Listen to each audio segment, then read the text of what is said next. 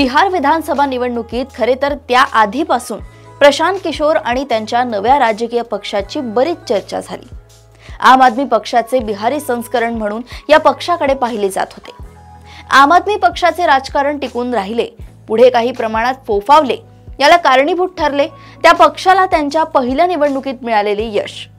प्रशांत किशोर तसा काही चमत्कार बिहारमध्ये करू शकतील का, हा खरा प्रश्न आहे।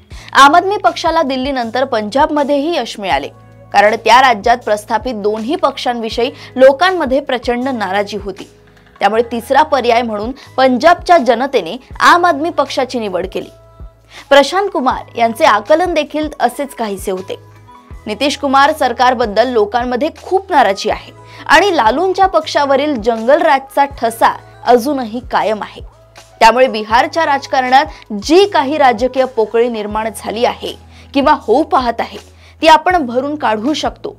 बिहारची जनता तिसरा सक्षम पर्याय म्हणून आपल्याला स्वीकारेल असे प्रशांत किशोर यांना वाटत होते। ते कितपत योग्य आहे हे शुक्रवारच्या मतमोजणीनंतर स्पष्ट होईलच। अनेक राजकीय पक्षांसोबत निवडणूक रणनीतिकार म्हणून काम केलेल्या प्रशांत किशोर यांना वास्तवाची जाणीव नक्कीच आहे। त्यामुळे त्यांनी निवडणुकीपूर्वीच जनसुराज्य पक्षाला 1 तर 10 पेक्षा कमी जागा मिळतील किंवा हा पक्ष स्वबळावर सत्ता स्थापन करेल असं म्हटलं होतं। प्रशांत किशोर या निवडणुकीत बेरोजगारी, शिक्षणाच्या अपुऱ्या सुविधा, राज्याचा रखडलेला विकास अशा काही मुद्द्यांवर लोकांना सामोरे केले। त्यांचे मुद्दे अतिशय योग्य होते, परंतु बिहारच्या जातीय राजकारणात हे मुद्दे कितपत प्रभावी ठरू शकतात या संदर्भातला कदाचित त्यांचा अंदाज चुकू शकतो।